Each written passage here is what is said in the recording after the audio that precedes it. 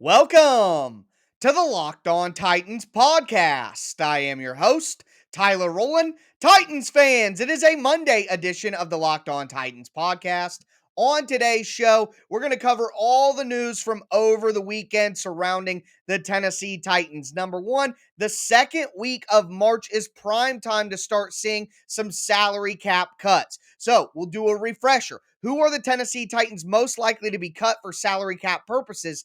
And there's one Tennessee Titan that may have already hinted at his release on social media. I'll tell you who that is. Also, over the weekend, the Aaron Rodgers to the Titans rumors got another kickstart. I'll explain who put out these latest rumors and why, again, I do not expect Aaron Rodgers to be a Tennessee Titan. So all of that and more on a Monday edition of the Locked On Titans podcast. Let's get it. You are Locked On Titans, your daily Tennessee Titans podcast, part of the Locked On Podcast Network, your team every day.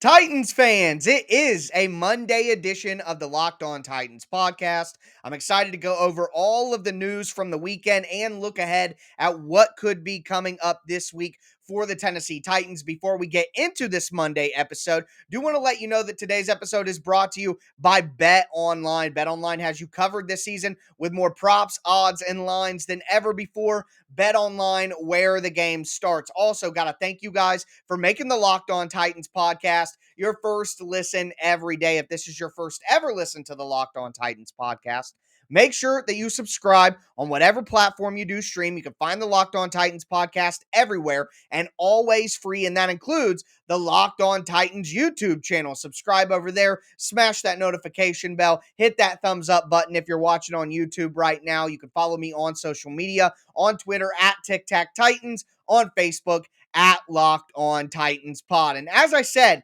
during our intro, the second week of March was when the Titans typically will start their salary cap cuts. So last year, I believe we got three major cuts on March the 9th that really kind of turned things up a bit for the Titans all season. Well, the second week of March is upon us, and with free agency less than 10 days away, my expectation now is that we will get some of those salary cap cuts and some of that news this week. So what I wanted to do is, going into the week, let's just do a little bit of a refresher of who these salary cut candidates could be. And there are 7 of them, 6 if you're not a vengeful person like myself, but 7 because of me. And heck, I've seen the Batman a few times this weekend. I am feeling the vengeance in my bones. But either way, taking a look at the guys who are most likely to be cut for the Titans. Why would they be cut? Because they can save the Titans a bunch of money. Right now, the Titans are at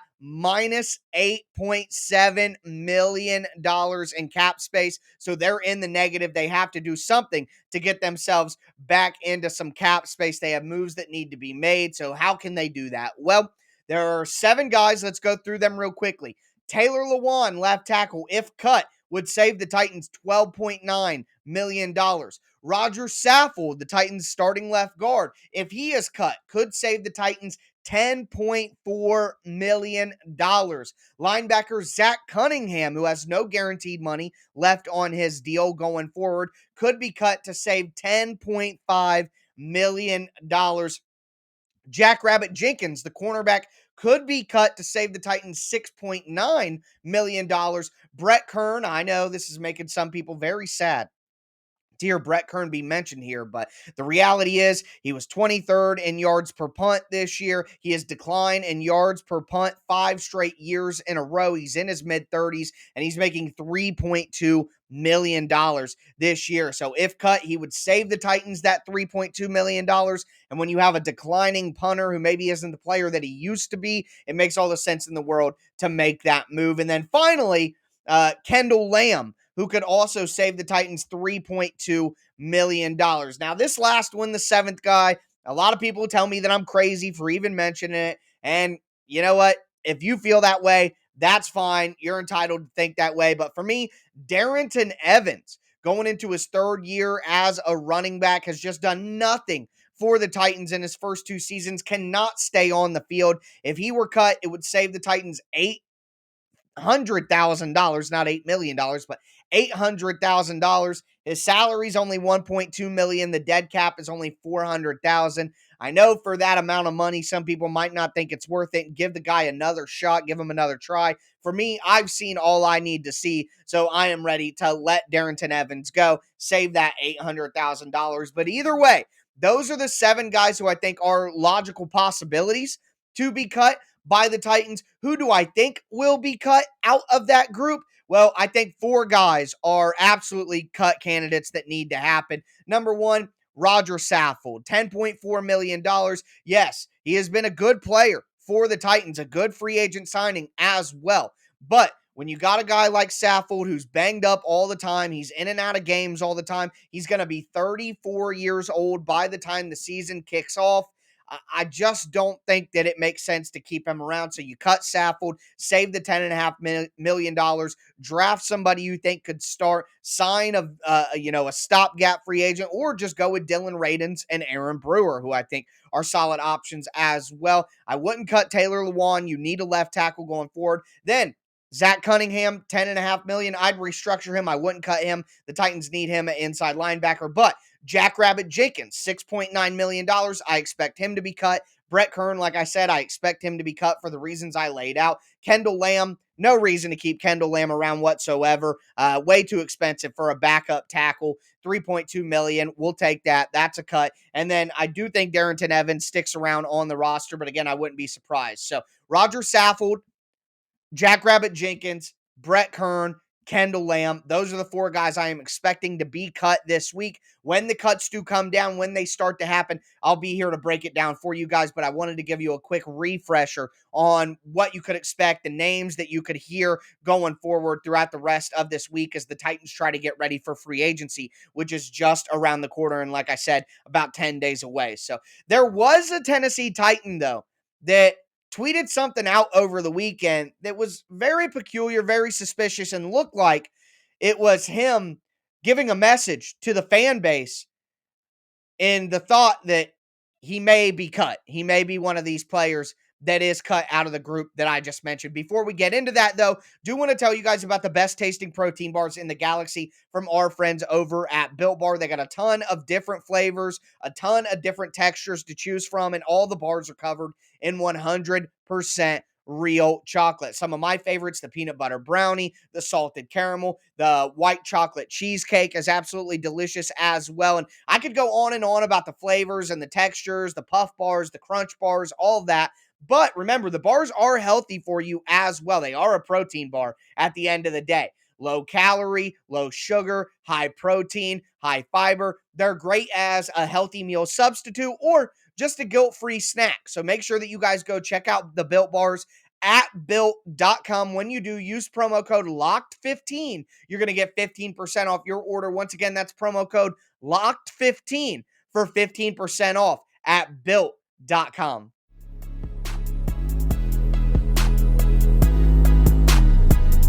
Titans fans, let's continue this Monday edition of the Locked On Titans podcast. We just talked about some cut candidates for the Titans, a little bit of a refresher as we go into a week where I suspect there will be some salary cap cuts. But now I want to talk about a potential cut for the Titans, one of the players we just talked about, who actually tweeted something out over the weekend that seemed like a goodbye to Tennessee Titans fans and to the team itself. So we're going to get into that. Before we do, I want to thank you guys again for making the Locked On Titans podcast your first listen every day. Do want to tell you guys about the Locked On NFL podcast. I am the host of the Thursday show, but all the other days are covered by other Locked On hosts. You get your Tennessee Titans news with me here on the Locked On Titans podcast, but get that national NFL news in under 30 minutes Monday through Friday with the Locked On NFL podcast. It's free and available wherever you get your podcast. And again, your boy is the Thursday host, so I would appreciate all the support.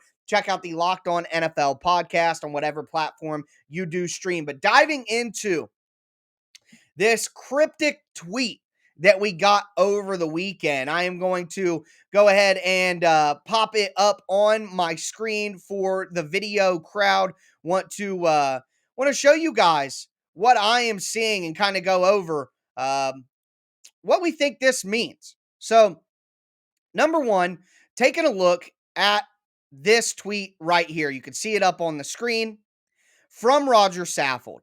It says, I don't regret one moment with you.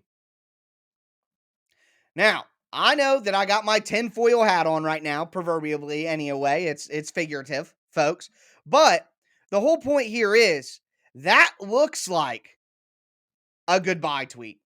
That looks like a goodbye tweet to me. I don't know about you guys. You could tell me down in the comments or tweet me at Tic Tac Titans if you think that I'm being ridiculous here. But I'm not the only person on social media that took a look at that tweet from Roger Saffold and decided, maybe that is exactly what's going on. And again, guys, like I mentioned, Roger Saffold is going to be 34 years old in June. That's old for an offensive lineman. No way around it. He's been constantly banged up throughout the year, and we got to give credit where credit is due to Roger Saffold, though. What a warrior. I mean, we talk about his injuries and leaving games and being in and out, but at the end of the day, he played 16 games in 2019, 15 games in 2020, and 15 games last year. Yeah, he missed a couple of games. He was in and out of a lot of games, but whenever he was available to actually go out there, he would do everything he could to be on the field and help the Titans. And we got to talk about the general success that the Titans have had in the run game since Roger Saffold came to the Titans as a free agent in 2019. He was blocking for Derrick Henry in his 2,000-yard season. He was blocking for the Tennessee Titans when they made that incredible run to the AFC Championship game in 2019. He was blocking last year for the Titans when Deontay Foreman all of a sudden looked like an absolute stud. So much of Derrick Henry's success and so much of what we saw from the Titans run game last year is because of the stud run blocking offensive line that included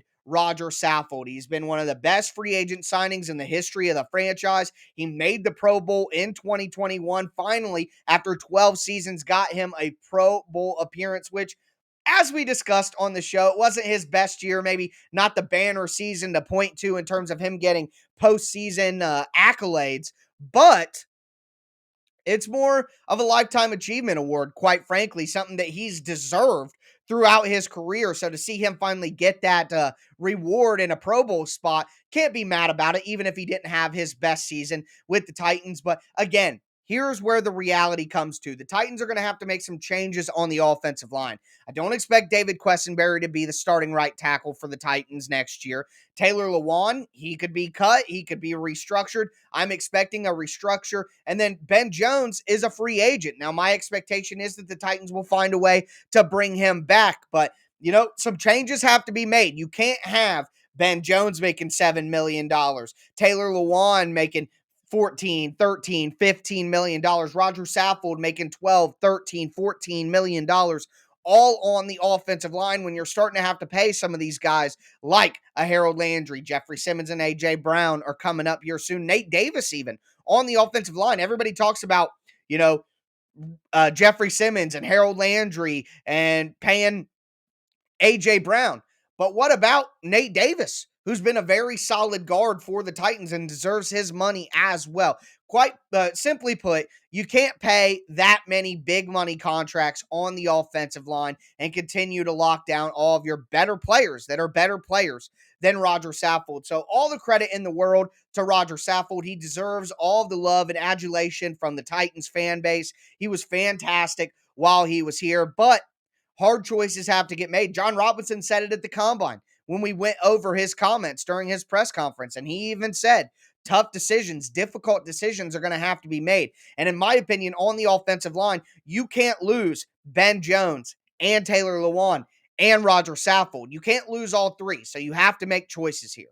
And if you want to upgrade at right tackle, it's just simply impossible to do it. So the way you do that is you cut Saffold, you bring back Ben Jones, you restructure Taylor Lewan, and then you upgrade right tackle. You install Aaron Brewer or Dylan Radins or a drafted interior offensive lineman if you take one early, like a Tyler Linderbaum, Zion Johnson, a Kenyon Green. You go that route. Either way, that's kind of how the puzzle has to be put together. And unfortunately, it makes the most sense to cut bait with Roger Saffold. And again, according to this tweet, I may have my tinfoil hat on, but it kind of looks that's what he's hinting at. So we should get that news coming down the pike here soon. Speaking of some news that we got over the weekend, the Aaron Rodgers rumor mill has kick-started again. And of course, the Tennessee Titans are innocent bystanders who are catching some of the shrapnel coming off of that insane all-season story that every media person is trying to sink their teeth into, write an article about it, talk about it so that they can get their clicks. And I'm going to go over the latest rumors that had all you guys yelling at me on Twitter again, people living in fantasy land. So we'll cover the latest here in just a moment. Before we get into that, though, do want to tell you guys about betonline.net.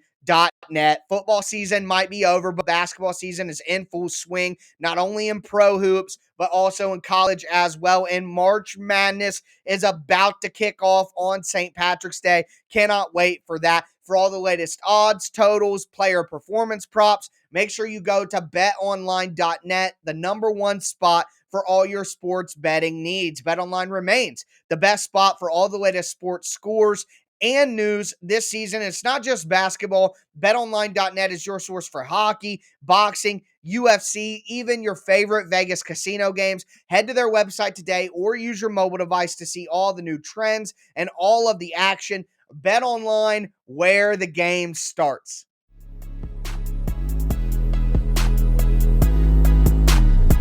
Titans fans, let's cap off this Monday edition of the Locked On Titans podcast by taking a look at the latest Aaron Rodgers rumors and how they affect the Titans. Before I dive into that, I want to thank you guys again for making the Locked On Titans podcast your first listen. Remember, I am going to be putting out daily Monday through Friday Tennessee Titans content, not only during the season, but all year long. And that includes going over all of this all-season news and rumors. And my God, we can't get away from this story.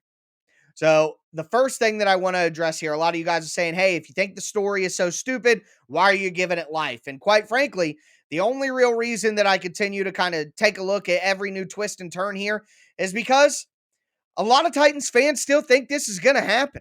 Or a lot of Titans fans still think it's possible. I mean, I had so many people call me an idiot, call me a bozo over the weekend when I said not to pay attention to these rumors and it's not going to happen. So many people just think it's insanity that I would say that and think that the Titans are actively working to get Aaron Rodgers. And these reports, people dive into them. They really believe them. And what can you do? So let's dive in. Pro Football Talk's Mike Florio, who has gotten just absolutely destroyed in previous times by players, by organizational staff, saying that the rumors that he floats out there and some of the stuff that he says are completely untrue. Like any media person, though, he's had his fair share of hits, of course, and stories that he reported that did go that way. But for my money, I've seen Florio be wrong more than he's been right about some of these stories. But either way, my trust in his reporting is not important. The report is what's important. So what did Florio have to say over the weekend about Aaron Rodgers, and what does it have to do with the Titans? Well, this is what he said, quote, "The destinations are believed to be exclusively in the AFC. To little surprise, the Broncos are one of them.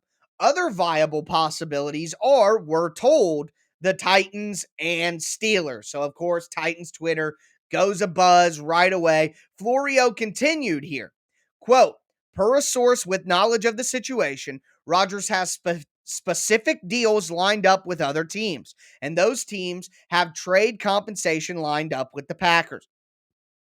The potential moves have been arranged essentially with the permission of the Packers. To be clear, if Rodgers chooses Denver or Tennessee or Pittsburgh, the deals will fall into place quickly, both as to the trade terms and as to the contract Rodgers would sign." Let me say this. Okay, so I have said and I have been vocal and kept it 100 here with you guys. I do not think this is a possibility because why would Green Bay do this? If they get rid of Aaron Rodgers, it's because they're ready to roll with Jordan Love. That's the whole point of all of this in the first place. And not to mention, as I pointed out, the financials don't make any sense. Aaron Rodgers has a dead cap hit of $26 million, so the Packers would have to pay that if they trade him. And Tannehill has a salary of $29 million. That's $55 million that the Packers would have to pay to acquire Ryan Tannehill in a trade. All the while, they want to play Jordan Love, their young quarterback, on a rookie contract. So why would you pay $55 million to downgrade in quarterback from Rodgers to Tannehill while your plan is to play Jordan Love all along? It really doesn't make any sense. So, some other tweets that came out over the weekend. Ian Rappaport from the NFL said, with all eyes on Packers quarterback Aaron Rodgers and his future, here is the latest. Sources say Rodgers is truly torn on where he wants to play in 2022. While many in the NFL expect him to return, there's a lot of positivity in Green Bay. He is going back and forth on what he wants. Packers, give me more money.